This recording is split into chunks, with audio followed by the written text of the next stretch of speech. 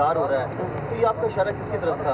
अगर मैंने इशारा ना करना होता तो फिर मैं खुल के बात करती, मैंने इशारा करना था, कर दिया। अगर किसी का इल्ज़ाम मुझ पे ये लगाने की कोशिश कर रहे हैं कि हम सेलेक्ट होने के लिए तैयार हैं, तो हमारे रगों में ये सेलेक्ट होने वाला सिलसिला नहीं है। लाहौर से कोई दूसरा सियासी ख़ानदान है जिसमें ये माजी उनका तो रहा है। हुकूमत को सिलेक्टेड कहने वाले एक दूसरे को सिलेक्टेड के ताने देने लगे। मरियम ने इशारा किया, बिलावल ने खुलकर जवाब दे दिया। जियाले चेयरमैन बोले, सिलेक्टेड का सिलसिला लाहौर के एक सियासी खानदान से शुरू हुआ। मरियम नवाज को हम पल्ला मानने से भी इनकार। अगर मैंने मुस्लिम लीग का वाइस प्रेसिडेंट पे कमेंट करना होता तो मैं अपना वाइस प्रेसिडेंट को कहता कि वो कमेंट करे। कराची से लेके खैबर तक एक ऐसे दो जमातें हैं जो कभी इस सेलेक्ट होने के सिलसिला में नहीं रहा है, तो वो पाकिस्तान पीपल्स पार्टी और सिराजुल हक साहब की जमात इस्लामी है। बिलावल भुट्टो ने तो पूरी पीडीएम को सेलेक्टेड कह दिया। बोले, पीपल्स पार्टी और जमात इस्लामी के अलावा सब सेलेक्टेड हैं। लॉन्ग मार्च मुलतवी होने का मलबा भी इत्तेहादियों पर डाला। कहा, हमारी तो तैयारी पूरी थी, कमरे तक बुक हो चुके थे। लॉन्ग मार्च को एक डिले नहीं होना चाहिए था, यहाँ तक कि हमारे कमरे और होटल रूम्स इस्लामाबाद पिंडी में बुक हो गए थे। मैं ये सवाल ज़रूर पूछूंगा कि ये किसका आइडिया था कि हमारा लॉन्ग मार्च के 10 दिन पहले हम इस्तीफ़ा को लॉन्ग मार्च से नफी करें। आने वाले दिनों में जब सरबराही मीटिंग्स होंगी तो ये सारी चीज़ें लीडरशिप से जो है वो वजाहत तलब की जाएगी और वो यकीनन इसका जो भी एक्सक्यूज पेश करेंगी। नून लीग का पीपी क़यादत से बिलावल भुट्टो के बयान की वजाहत लेने का ऐलान। राना सनाउल्लाह कहते हैं, अगर किसी के इशारों पर बात हो रही है तो सामने आ जाएगा, पीडीएम के प्लेटफॉर्म पर बात होगी। मरियम नवाज के तर्जुमान मोहम्मद जुबैर कहते हैं, सियासी बयानात के जवाब में ज़ाती नौइयत के हमले कमज़ोरी की निशानी है।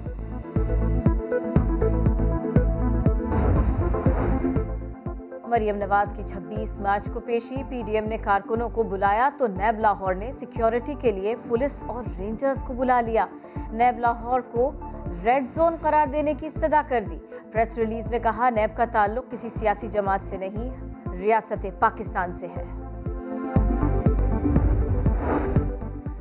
नैब वाले एक निहत्ती लड़की से डरते हैं, उस निहत्ती लड़की से जिस पर कातिलाना हमला किया। मरियम नवाज का ट्वीट, लिखा, दौराने हिरासत जो सलूक रखा गया इसका हिसाब बाकी है। राना सनाउल्लाह कहते हैं, मरियम नवाज पेशी पर जाएंगी, कारकुनान भी साथ लाएंगी, गिरफ्तारी हुई तो एहतजाज तो होगा।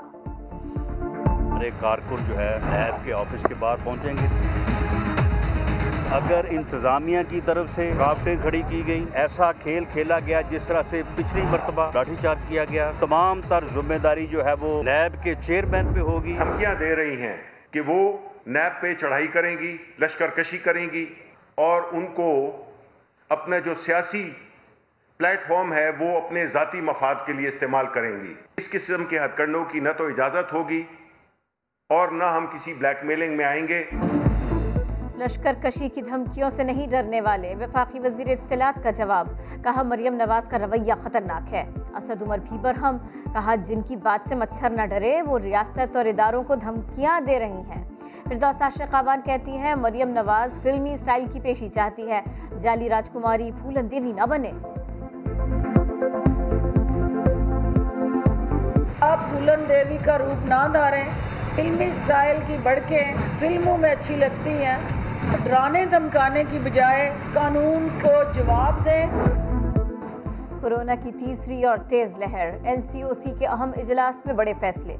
कारोबार रात 8 बजे बंद, इंडोर तकरीबात पर पाबंदी, शादी की आउटडोर तकरीबात के लिए सिर्फ 2 घंटे की मोहलत। खेलों और सकाफती तकरीबात को ब्रेक लगा दी, तमाम पार्क्स भी बंद। फैसलों का फौरी इतलाक, पाबंदियां 11 अप्रैल तक बरकरार रहेगी। तालीमी इदारों से मुताल्लिक फैसला 24 मार्च को होगा। हमारे लिए तालीमी इदारे बंद करना एक बड़ा मुश्किल फ़ैसला है, क्योंकि हम चाहते हैं कि तालीम का सिलसिला जो है वो चलता रहे। और 24 तारीख को दोबारा मीटिंग है और उसमें हम सोचेंगे कि अब खोलने हैं या नहीं खोलने हैं। कोरोना के बावजूद वज़ीर आज़म हशाश बशाश मामूल का दफ्तरी काम कर रहे हैं। मुअव्विन खुसूसी शहबाज गिल ने नई तस्वीर शेयर कर दी। पीएम हाउस और ऑफिस के कई स्टाफ मेंबरान के कोरोना टेस्ट मनफी आए। चीनी वज़ीर आज़म की इमरान खान की जल्द सेहतयाबी की दुआ, कहा यकीन है पाकिस्तान जल्द कोरोना वबा पर काबू पा लेगा। सबसे बड़े सूबे में सूरत हाल सबसे ज्यादा खराब। लाहौर में मस्बत केसेस की शरह 14% हो गई। ताहिर अशरफी ने कोरोना वैक्सीन लगवाना शरई जिम्मेदारी करार दिया। वफाकी वजीर शेख रशीद ने चीनी कोरोना वैक्सीन लगवाई, कहा हजारों अफराद को चीनी वैक्सीन लग चुकी, कोई मनफी असर नहीं हुआ। कौम आज यौम पाकिस्तान जोश और जज्बे से मना रही है। मौसम की खराबी के सबब मुसल्ला अफवाज की परेड मुलतवी अब 23 के बजाय 25 मार्च को होगी। तकरीब के दौरान तमाम प्रोग्राम शेड्यूल के मुताबिक होंगे। पाक फजाइया के नए सरबराह की army chief general Qamar Javed Bajwa से मुलाकात। सिपाही सालार ने मुबारकबाद दी, कहा एयरफोर्स आपकी क़यादत में तरक्की की मनाजिल तय करेगी। ऐवान सदर में पुरवकार तकरीब, air chief marshal Zaheer Ahmed Babar को निशान इम्तियाज़ मिलिट्री से नवाजा गया।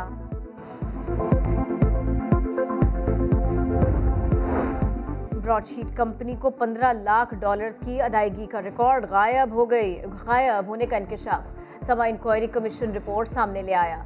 गलत शख्स को अदायगी रियासत के साथ धोखा करार। अदायगी 2008 में हुई। वजारत खजाना, कानून और अटॉर्नी जनरल ऑफिस से फाइलें चोरी हुई। पाकिस्तानी हाई कमीशन लंदन से भी अदायगी की फाइल से इंदराज का हिस्सा गायब। रिपोर्ट वजीर आजम को भिजवा दी गई।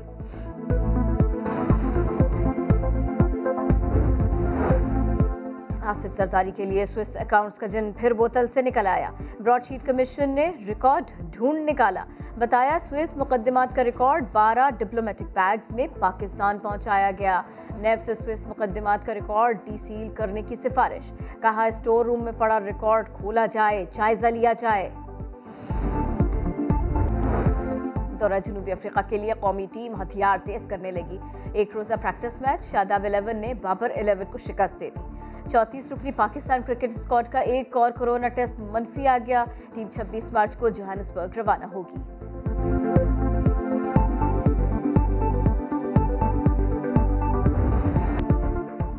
और अनदेखा पाकिस्तान में देखिए 400 साल पुरानी हिरन की कब्र की कहानी। मुगल शहंशाह ने हिरन की मोहब्बत में शेखुपुरा में मीनार बनवाया था।